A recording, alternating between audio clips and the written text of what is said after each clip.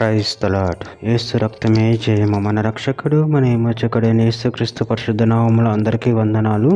చిన్న ప్రార్థన ద్వారా రాత్రికాల వాక్యదానం చేసుకుందాము. పరిశుద్ధుడ మహాగణుడు అనే దేవ యేసయ్య, సర్వాధికారి నాయన, మీకే వేలాది వందనములు, కృతజ్ఞత, స్తుతి, స్తోత్రం చెల్లించుకుంటున్నాను దేవ రాత్రికాల సమయంలో ప్రభు వాక్య భాగం ధ్యానిస్తుండగా వాక్య భాగం మాకు అర్థమవునట్లు సహాయం చేసి మీ కృపలో బలపరిచి మీకు మాదిరిగా మమ్మల్ని నడిపించి మీ చిత్తమును మా జీవితంలో జరిగించమని చిన్న ప్రార్థన యేసుక్రీస్తు పరిశుద్ధ నామములో అడిగి వేడుకుంటున్నాను తండ్రి. Amen amen. ప్రకటన గ్రంథం 14వ అధ్యాయం 5వ వచనము.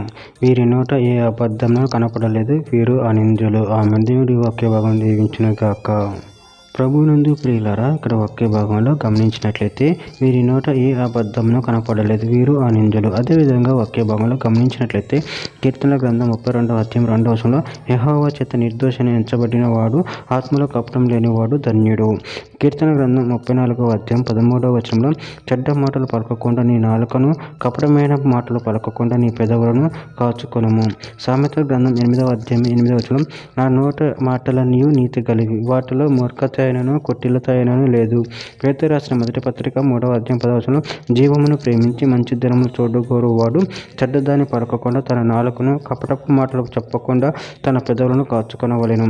ఎఫెసీయులకు రాసిన పత్రిక 5వ అధ్యాయం 27వ వచనం నిర్దోషమైనదిగాను మహిమగల సంఘముగాను ఆయన తన ఎదుట దానిని నిలబెట్టుకొనవలెనని వాక్యంతో ఉదక స్నానం చేత దానిని పవిత్రపరిచి పరిశుద్ధపరచుటకై దాని కొరకు తాను అప్పగించుకొనెను. కొలస్సీయులకు రాసిన పత్రిక 1వ అధ్యాయం 22వ వచనం తన సన్నిధిని పరిశుద్ధులుగాను నిర్దోషులను నిరపరాధులుగాను నిలబెట్టుటకు ఆయన మాంసయుక్తమైన దేహమందు మరణము వలన ఇప్పుడు మిమ్మును సమాధానపరిచెను.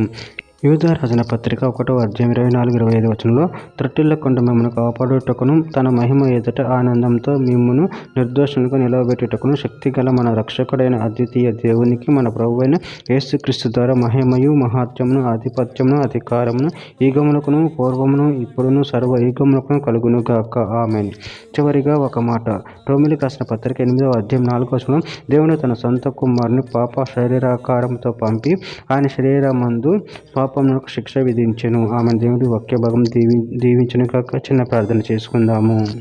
పరిశుద్ధుడ మహాగణుడు అనే దేవ యేసయ్య, సర్వాధికారి నాయన, మీరు ఇచ్చిన వాక్యదాని ప్రభావం కృతజ్ఞత చెల్లించుకుంటూ నాయన మేము మీ యందు భయభక్తులు కలిగి నాయన నీ నిర్దోషతను బట్టి ప్రభు మమ్మల్ని నిర్దోషంగా చేసి మీ కృపలో బలపరిచి స్థిరపరిచి మీకు మాదిరిగా మమ్మల్ని నడిపిస్తున్నారు. అందరిని బట్టి ప్రభు కృతజ్ఞత చెల్లించుకుంటూ ఈ చిన్న ప్రార్థన యేసుక్రీస్తు పరిశుద్ధ నామములో అడిగి వేడుకుంటున్నాను తండ్రి. Amen amen.